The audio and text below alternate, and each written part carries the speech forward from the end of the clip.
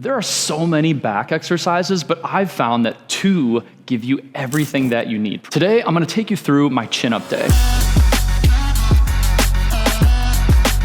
So today I'm gonna take you through my chin-up day, which is essentially my replacement for a back day. The main reason is that the chin-up, I believe, is the best workout for all the muscles in your back. And just like all my workouts, I do a max of 5 sets. Now with chin-ups, I do 2 exercises. The first is underhand grip chin-ups, not pull-ups. I do underhand grip because I can lift more weight and it's a lot easier on the shoulders. I'll do 3 sets of that, and then I'll move to pendlay rows where I'm pulling the bar from the ground up to my chest. So 5 sets total. I take every set to failure, resting 5 minutes in between each set, and my goal is to outdo my performance from last week, whether that's lifting more weight or more repetitions. So follow along and I'll take you through every step of the way. If you're new to this channel, make sure that you subscribe. I put videos out like this every other week that focus on lifting and nutrition and everything that you need to be the healthiest version of yourself. Now, just like any lift, it's important to warm up. Now, I believe that doing 2 warm-up sets is most ideal because you're not actually using all of your energy. You're just putting in a little bit of effort, starting to get the muscles loose, getting blood flowing to the muscles, and getting prepared for that first working set. So my warm-ups, I generally will do 1 to 2 reps max. The first warm-up is usually pretty light.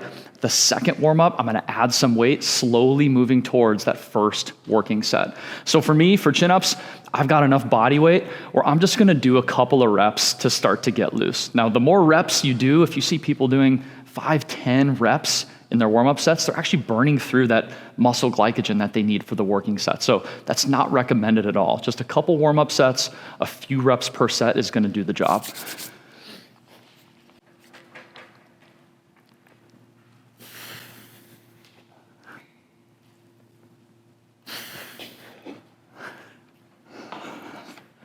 Okay, so just quick and easy warm-up set.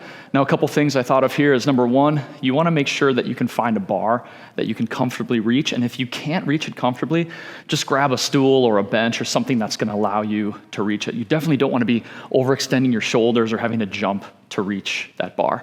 Number 2, do your warm-up sets just like you will your working sets. You know, practice makes perfect. Make sure that you're thinking through your form, you're not just going through the motions. Okay, so my second warm-up set, I'm gonna add a little bit of weight. Now, what I've done over the years is I've worked up to weighted chin-ups. I have a belt, any belt works, but my belt, I'm gonna throw some weights on there. I'm gonna do 1 or 2 more reps and get ready for my actual first working set.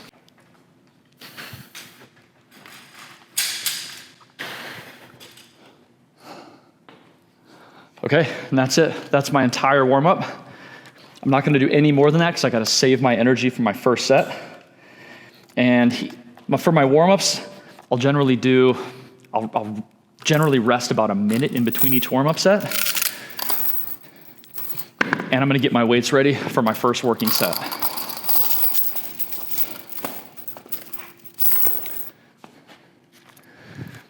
Okay, so as you can see, I track everything in this book, and I focus primarily on compound movements. So I'm gonna look back at my previous week and I'm gonna see how many reps I lifted, I'm gonna see the weight that I pulled, and my goal this week is to outdo my performance from last week. So I'm either looking to add reps or add weights onto each set that I did the previous week. This is known as progressive overload. It's picking the same exercises and looking to add weight or add reps every single time and looking to essentially create a new personal record every time you hit the gym. Okay, so my first working set last week, I had 75 pounds on the belt and I had 6 reps. Now, my home gym, I've got a straight bar. This one's at a bit of a 45-degree angle. It also goes straight on. These are really popular in commercial gyms. I recommend a straight bar, but more than that, I recommend getting your lifts done and working with the tools that you have. So this will definitely do the job. All right, I'm gonna load the bar up for my first working set. The other thing I recommend, either use chalk or something like this for any pulling movements. This is dry hands. It's gonna make sure that your hands stay nice and dry. You're not gonna lose grip of any sort of bar in your pulling movements. Chin-ups are essential for that. Deadlifts, same thing. Grip strength is huge, but if you can't hold the bar, you can't lift as much as your body's gonna want to.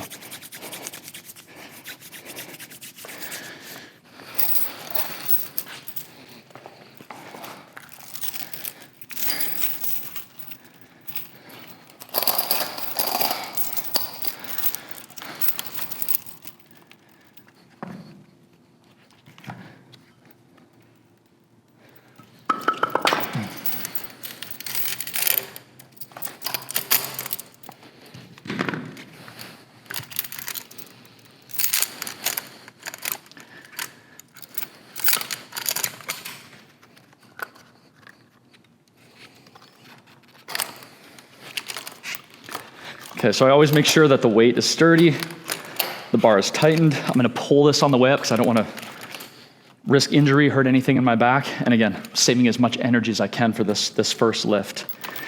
The other thing that I'll stress is make sure to limit distractions. If you're lifting in this manner, like I do, where I only do 5 total sets on each lift, that means every set is crucial.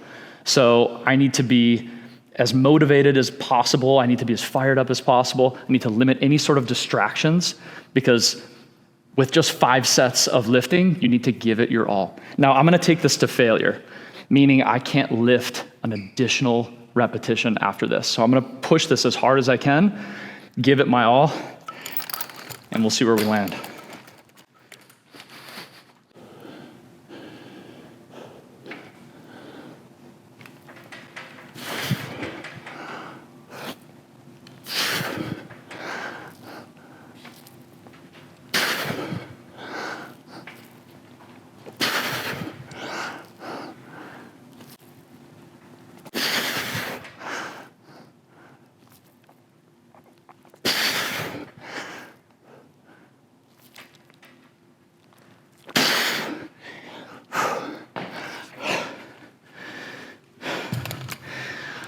All right, so I got 7 reps, which is great. I outperformed the 6 reps that I did the previous week. So that was a great lift. Now, as you can see, I used a full range of motion, all the way up to the chest, and I extended completely down. 2 benefits here. Number 1, you're gonna work as many muscles as possible. And number 2, it's gonna help you track that progressive overload. Using that full range of motion, it's gonna be consistent. It's something that I can replicate and look back on so I can continue my gains and progress. Okay, so now I'm gonna rest for 5 minutes.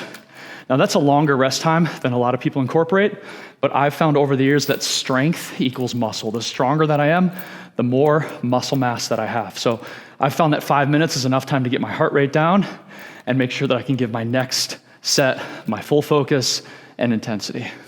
All right, so that was my first set, and now I've rested for 5 minutes. My body is fully ready for set number 2. My heart rate is back to normal. So I'm gonna look back in my book, see what I lifted on my second set last week. I'm gonna load up the belt and try to outdo that performance on this second set.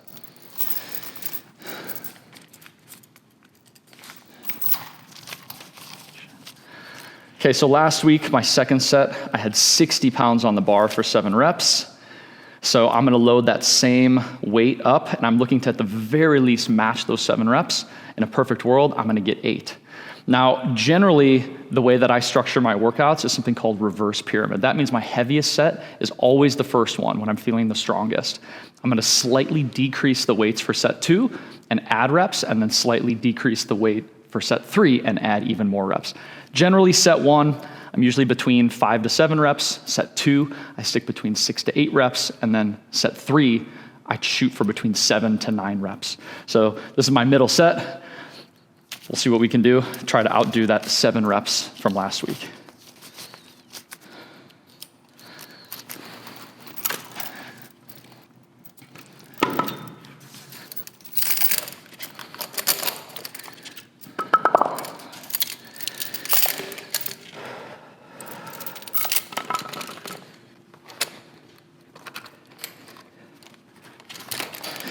Okay, again, now make sure that I'm fully focused, I've limited all distractions, and I can put everything I have into this next set.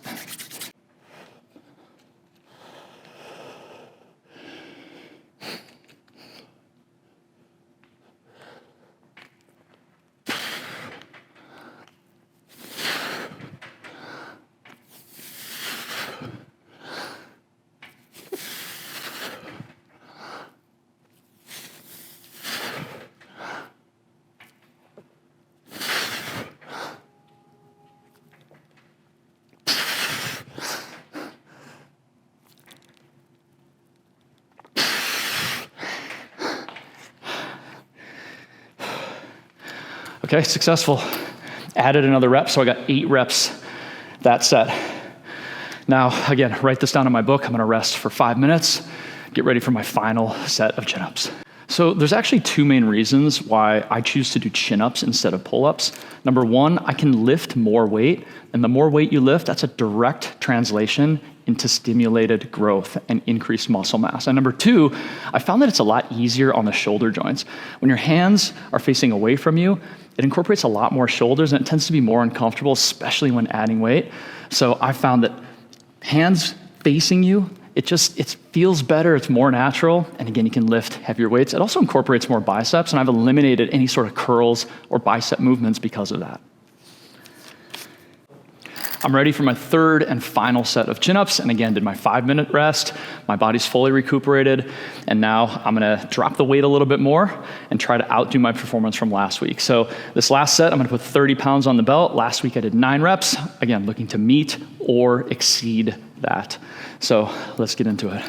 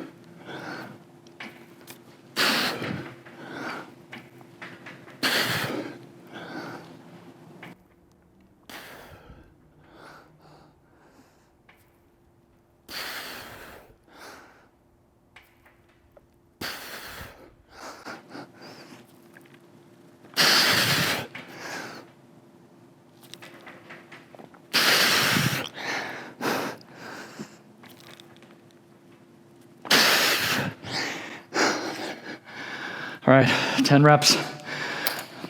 So I increased the repetition on every single set, which is great. Now that doesn't always happen. Sometimes progressive overload also means getting better at your form, but this was a great workout. Didn't add weight, but added reps to every set. Now next week, I'll likely start adding some weight, which will tick down in reps, but that's progressive overload. Sticking with the same workouts, the same lifts, the same pulls, just getting stronger and getting better week over week.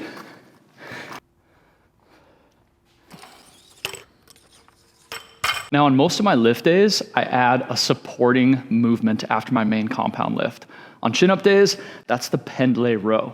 Now with the pendlay row, I'm gonna bend over, keep my back straight, and I'm gonna pull the bar up to my chest and back down. Now this is a great exercise for the back, and it's really gonna cap off my back day or my chin-up day. Now, I wanna emphasize that additional sets really don't make up for poor performance. So if I wasn't hitting my goals, I'm not gonna add additional sets. I'm gonna make notes and figure out maybe why did I not hit those reps? Why was I not pulling enough weight? Was my form off? Was my recovery off? Was I not motivated that day? Whatever the case may be. And I'm gonna look to improve the following week. I'm not gonna add additional sets. That's just gonna wear your body down further. Now, the same goes for a great workout. I exceeded all my personal records from the previous week. And typically I'll do 2 sets of pendlay rows, but today I'm just gonna do 1. 1 strong set to finish off a great workout, and 4 sets total in my whole workout. I've been in the gym maybe 20, 25 minutes tops. So with that said, last week I hit this same weight. I had 245 plates, 4 10-pound plates for 8 reps. I'm gonna shoot for 8, at least 9. I'm, again, gonna go to failure, use a full range of motion with as good a form as I can possibly handle, and take this all the way to the end of my workout. So here we go. Form on the pendlay rows, feet typically about shoulder width apart, hands just outside shoulder width apart, and you can use the little knobs on the bar as your benchmark.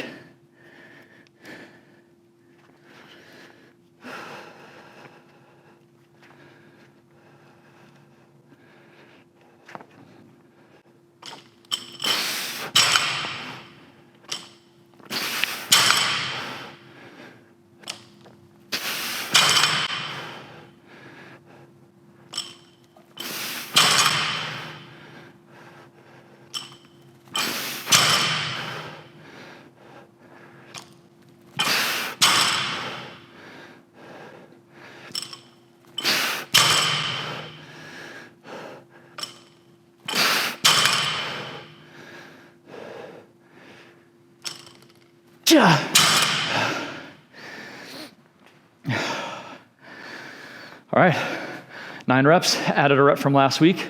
Successful workout all around. So thanks for following along with my workout. Make sure to like and subscribe down below and stay tuned for future videos like this.